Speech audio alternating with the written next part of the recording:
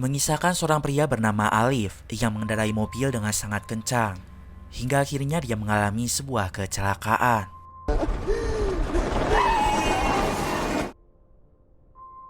Akibatnya dia gegar otak dan kehilangan sebagian besar memorinya.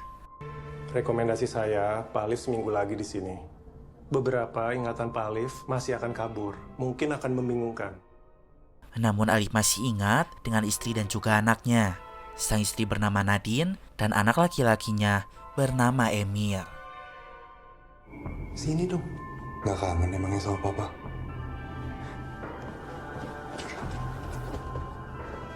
Ternyata Alif dan Nadine sebelumnya tengah bertengkar sampai mereka pisah ranjang. Tetapi Alif tidak ingat dengan masalah tersebut. Aku ada salah ya? Kita udah mulai berjarak beberapa bulan ini. Alif tidak memaksa karena tidak adil jika mereka berdamai gara-gara gegar otaknya. Siapa tahu sebelumnya pertengkaran tersebut adalah salah Alif. Aku butuh waktu sebentar lagi ya, Liv. Gak apa-apa kan? Iya gak apa-apa dong. Kemudian Alif mendapatkan notif di handphonenya, sebuah pesan masuk dari kontak yang bernama Ama, yang artinya adalah ibu. Ama akan berangkat ke Jakarta dari Padang untuk berkunjung ke rumah Alif. Saat itu Alif tercengang, dia sama sekali tidak ingat dengan ibunya. Bahkan wajah atau namanya pun dia tidak ingat. Apakah mungkin itu akibat dari gegar otaknya? Alif sudah merantau ke Jakarta sejak umurnya 15 tahun. Kemudian dengan bakat gambarnya, dia menjadi pelukis jalanan. Hingga pada akhirnya, dia bertemu dengan ayahnya Nadine. Dia melihat Alif memiliki potensi yang tinggi. Maka dari itulah, Alif bekerja untuk ayahnya Nadine. Setelah dewasa, Alif sukses menjadi seorang seniman. Karya khasnya adalah menggambar dengan detail di sebuah batu kecil. Setelah menjadi seniman yang sukses, dia pun menikah dengan Nadine. Dari dulu hingga saat ini, Alif tak pernah mengenalkan ibunya kepada keluarga Nadine. Bahkan kamu juga gak pernah ketemu lagi sama ibu kamu. Lagi pulang kampung. Ibu pernah kesini sebelumnya? Liv, ini pertama kali aku bakal ketemu sama ibu kamu sejak kita kenal. Rupanya sebelum hilang ingatan, Alif sempat memberitahu Nadine jika dia telah mengirimkan sebuah surat undangan untuk ibunya yang ada di Padang. Dan juga memberikan sejumlah uang agar ibu membelikannya tiket pesawat. Dan besok pagi, Amak akan sampai di Jakarta. Jika Alif masih kurang sehat, maka besok Nadine yang akan menjemput Amak di bandara. Keesokan harinya, Amak akhirnya sampai di rumah.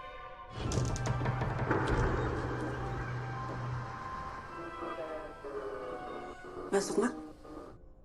Alif merasa aneh, dia seperti pertama kali melihat ibunya. Nama Ama adalah Aminah.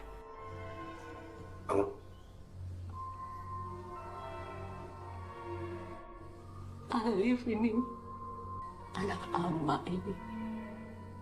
Nadine menjelaskan jika Alif baru kecelakaan, jadi sebagian besar ingatannya menjadi menghilang.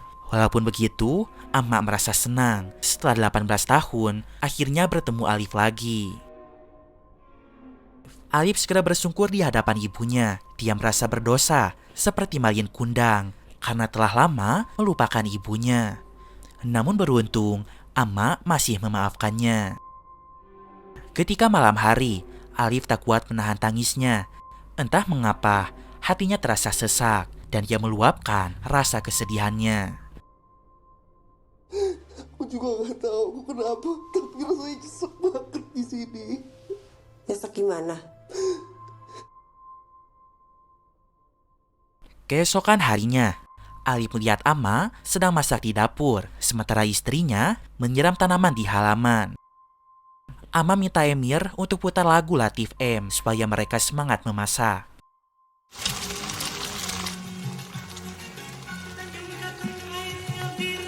Suasana menjadi menyenangkan, bahkan ketika itu Alif ikut berjoget.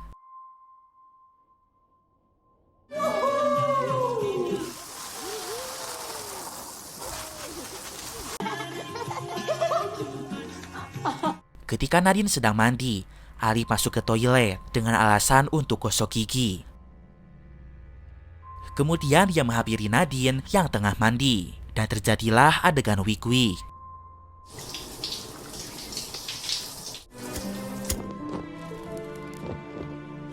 Itu adalah hubungan pertama setelah mereka lama bertengkar. Hubungan mereka pun kembali membaik. Nadine menjelaskan, sebelum lupa ingatan, Alif itu adalah orang yang menyebalkan. Dia itu orang introvert, bahkan cara mengobrol bersama Nadine ataupun Emir. Dan tadi pertama kalinya, Nadine melihat Alif joget-joget seperti itu. Tadi itu pertama kali dalam hidup aku lihat kamu joget. Alif minta maaf atas semua kelakuannya di zaman dulu yang mungkin dia punya salah. Apapun yang pernah aku lakuin dulu ke kamu, aku minta maaf ya. Begitupun dengan Nadine, dia ingin minta maaf karena merasa punya salah kepada Alif. Tetapi Alif melarangnya untuk bercerita, lupakan semua masalah mereka dan membuka lembaran yang baru. Kita mulai lagi dari awal, kertas kosong. Hubungan mereka pun menjadi romantis kembali. I love you banget.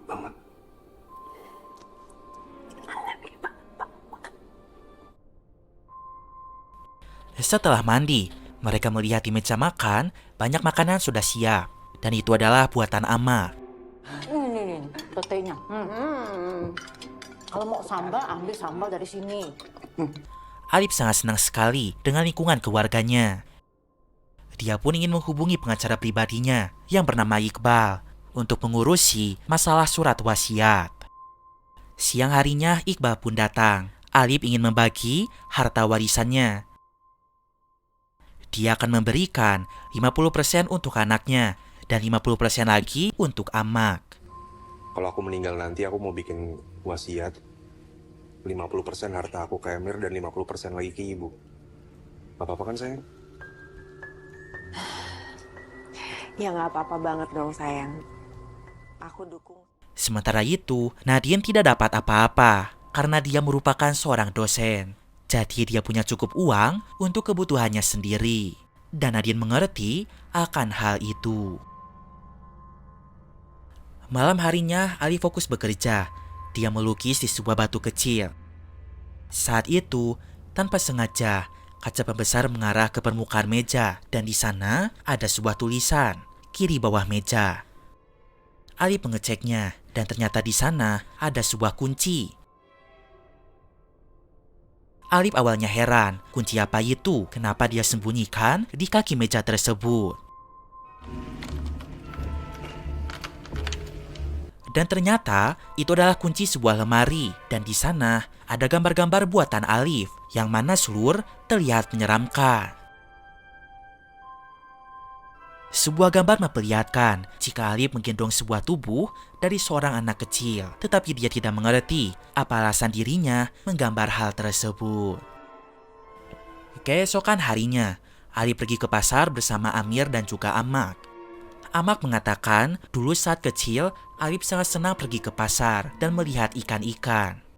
Tetapi Emir merasa aneh karena selama ini dia tidak pernah melihat ayahnya pergi ke pasar. Kemudian saat itu, ada seorang laki-laki yang menyapa Amak. Dia seperti kenal kepada Amak. Lalu dia bertanya, tumben ke pasar ini, biasanya dia belanja di pasar sebelah. Ali bertanya dia siapa.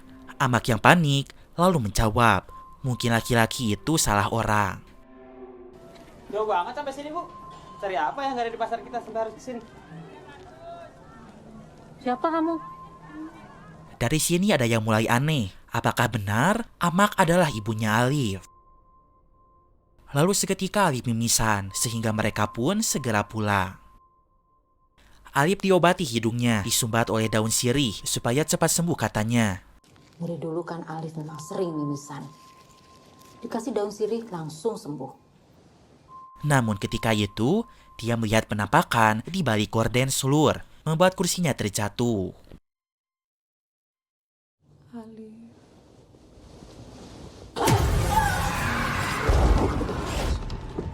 Kenapa Alif? Malam harinya, Alif memperhatikan gambar yang seram itu. Gambar seram itu memang buatan Alif pada saat tahun 2004. Berarti ketika Alif berusia 12 tahun. Dia menjadi berpikir jika masa kecilnya sangat kelam karena dia mampu menggambar hal mengerikan seperti itu. Lalu Alif melihat gambar yang lain. Di sana ada sebuah gambar kecil. Ketika dicek lebih detail, itu adalah gambar dirinya bersama dengan Amak yang sedang mengandung. Apakah Alif itu punya adik? Atau adiknya itu sudah mati? Dan yang Alif pegang dalam gambar adalah sosok janin. Alif penasaran, dia rasa ada sesuatu yang Amak sembunyikan. Diam-diam dia mengecek KTP Amak. Tetapi tak ada yang aneh, namanya adalah Aminah. Dan dia berasal dari Minang. Akan tetapi, rekening banknya atas nama Farida. Seketika dia melihat penampakan di balik gorden yang mana memanggil namanya.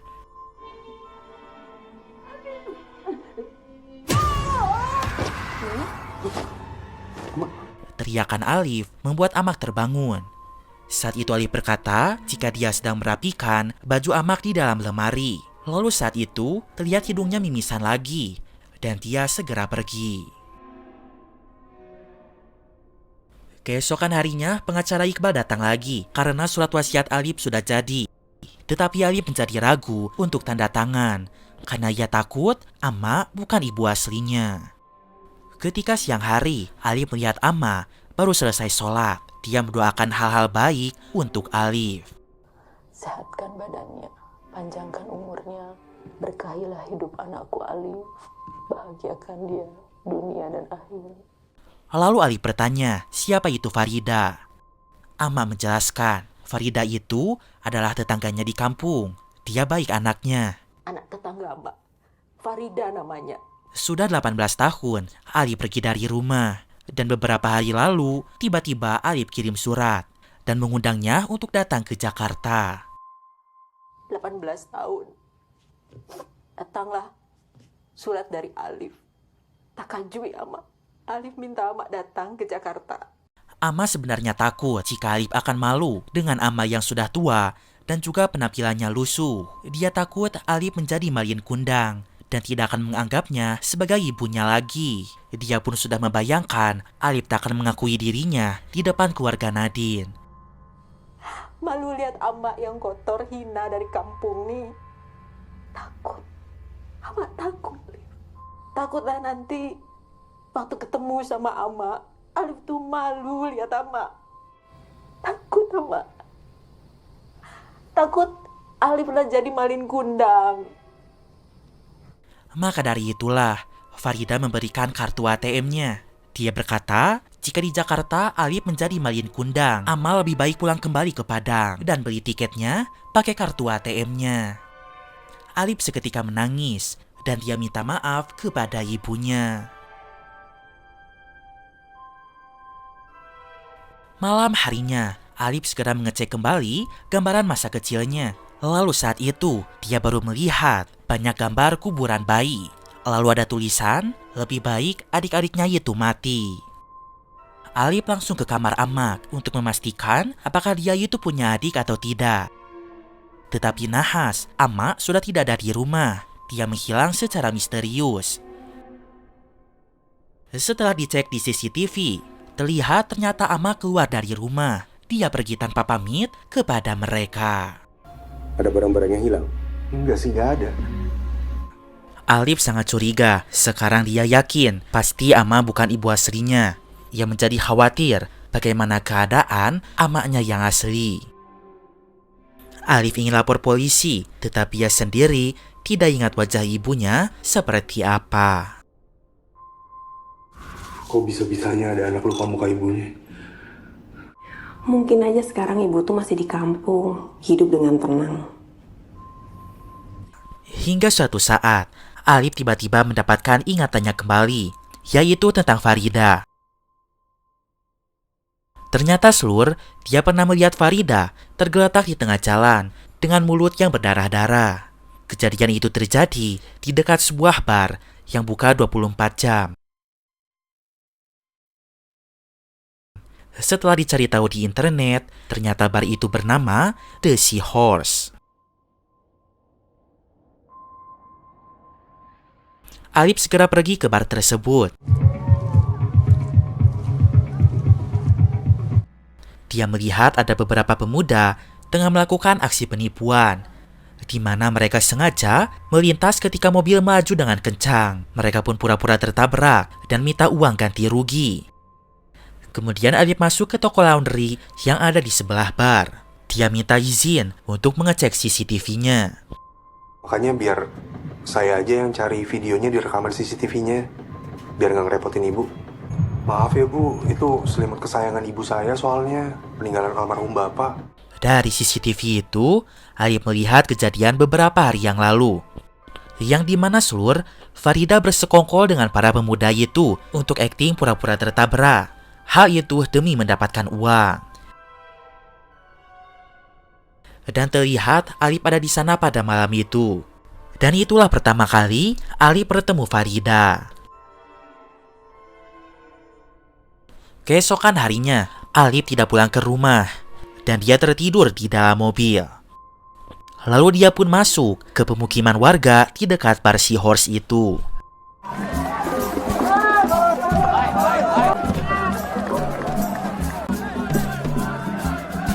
Dan pada akhirnya, dia bertemu dengan komplotan pemuda yang sering menipu pengendara mobil. Saat itu terlihat mereka tengah bermain judi burung.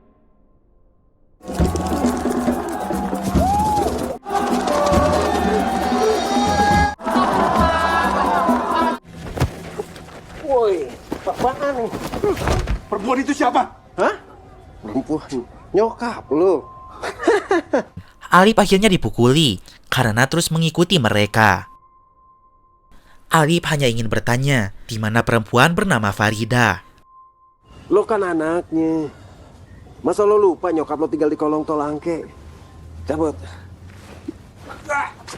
Dari mereka Alip akhirnya mengetahui jika Farida itu tinggal di kolong jembatan jalanan tol. Akhirnya Alip pergi ke sana. Ternyata banyak warga yang tinggal di sana juga. Hingga pada akhirnya Alip bertemu dengan Farida yang saat itu sedang jemur baju.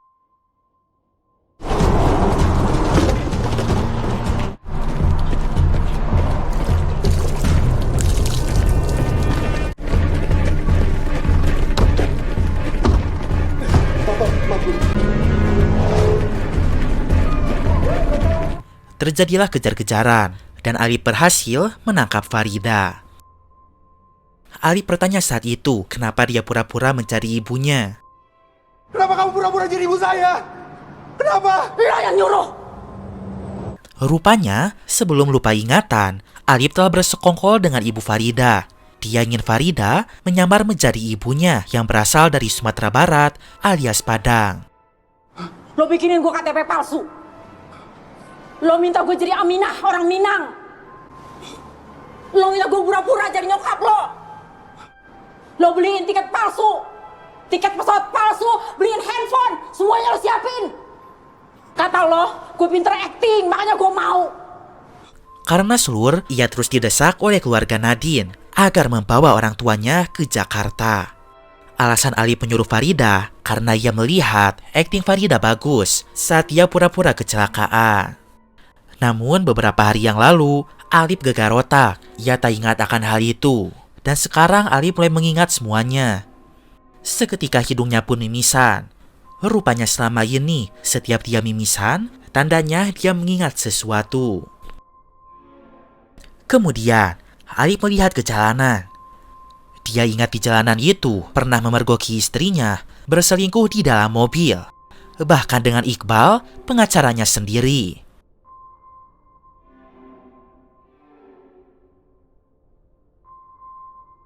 Setelah ingat hal itu, Alip langsung pulang ke rumah. Di rumah ada Nadine dan Iqbal. Mereka khawatir karena seharian Alip tak pulang ke rumah. Akan tetapi, Alip sudah mengetahui kebusukan mereka berdua. Biar aku ngeliat kamu ngentot sama dia. Nadine berusaha menjelaskan jika sebelum lupa ingatan, Alip adalah orang yang menyeramkan. Dia sering kasar kepada Nadine dan juga anaknya. Selain itu, mereka jarang berkomunikasi. Bahkan Alip tak perhatian kepadanya. Maka dari itulah dia berselingkuh dengan Iqbal. Namun Alip tak peduli dan menyuruhnya pergi. Ketika sedang sendirian di rumah, Alif mendengarkan suara di mana ada seseorang yang menyuruh dirinya untuk melihat ibunya.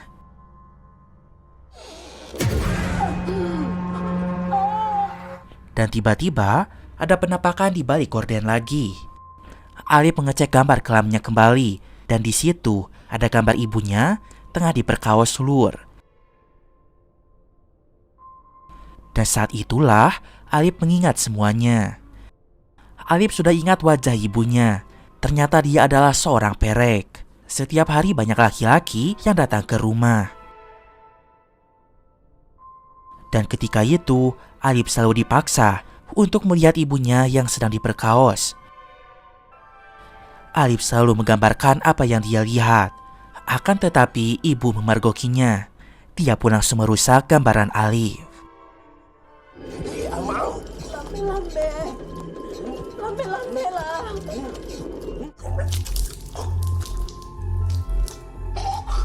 Alif melihat gambar lagi di sana, di mana ada keterangan alamat kampung halaman Alif, yaitu adalah Nagari Parakarambia, Sumatera Barat. Dan Alif segera bergegas menuju ke sana.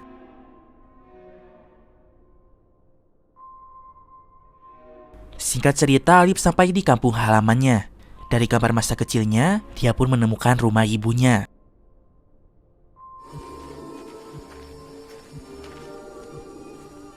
Alif mencari Amak, namun ternyata tak ada di sana. Rumah itu sudah kosong dan terbengkalai. Di mana, Mak? Alif jadi ingat, dia pernah mendengar jeritan ibunya di bilik rumah itu.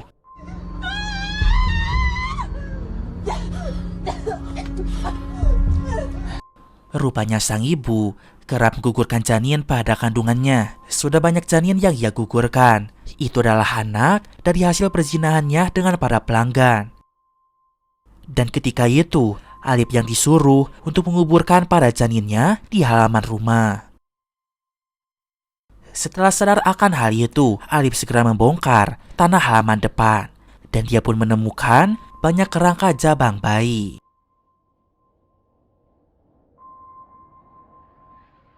Saat kecil, Alif sempat minta ibunya untuk berhenti melakukan hal tersebut karena ibu sudah dikecam oleh warga di kampung ini.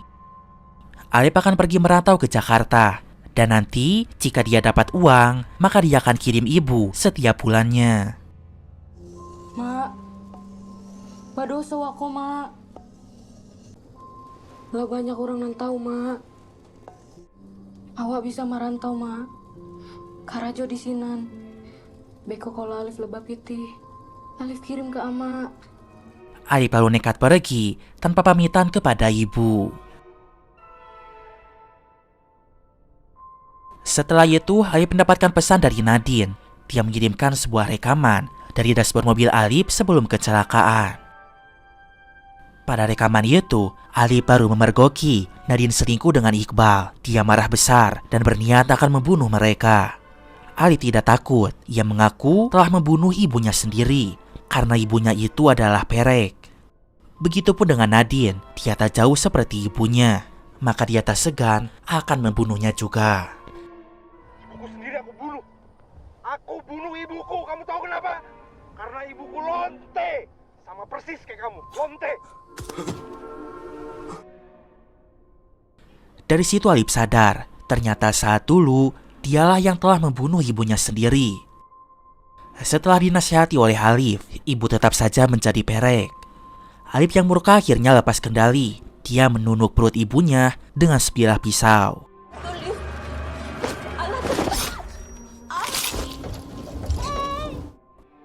Ibu langsung sekarat karena dia kehabisan banyak darah. Dia minta maaf kepada Alif atas segala kesalahannya. Maaf, Ama, Yona. Mak apa dari siku, Mak? Apa dari siku, Mak? Lalu dia pun mati.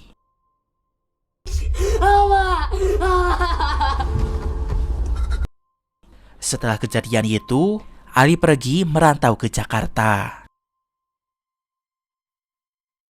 Alif juga ingat, sebelum pergi, dia sempat menguburkan jenazah ibunya di bawah ranjang. Dia menggali tanah itu dan menemukan kerangka ibunya. Ali menangis sejadi-jadinya karena dia telah menjadi anak yang durhaka.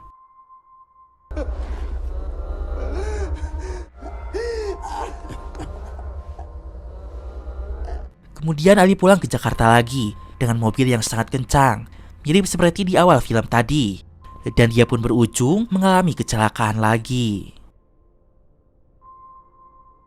12 bulan kemudian, ternyata setelah kecelakaan itu, Ali lupa ingatan lagi. Rumah tangganya dengan Nadine menjadi harmonis kembali. Bahkan kini Nadine tengah hamil besar dan sebentar lagi akan melahirkan anak keduanya. Mereka sedang di pasar saat itu.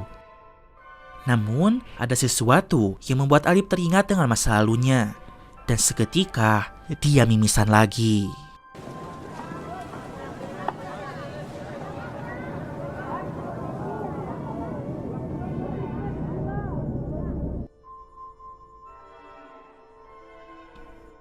Ya, jadi itulah legenda kelam Malin Kundang. Malin Kundang yang durhaka di sini tidak dikutuk menjadi batu. Akan tetapi, dia dikutuk hilang ingatan secara terus-menerus. Itulah arti dari quotes pada opening film ini. Bahkan batu pun memiliki memori.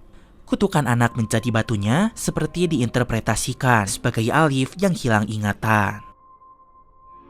Sampai sini dulu aja video kali ini. Mamang pamit dulu. Keep enjoy and see you.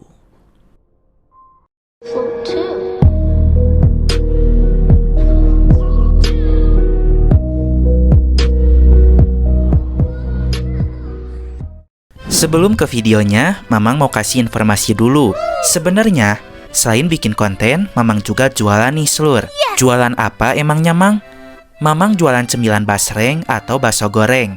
Makanan kekinian yang digemari oleh anak-anak muda sekarang nih. Bakso goreng yang crispy, dibaluti bumbu pedas dengan aroma daun jeruk yang sangat segar. Mamang jamin pedesnya juara, Slur. Kita nggak pelit kasih bumbunya. Cocok banget buat kalian yang suka pedas. Pasti bikin lagi.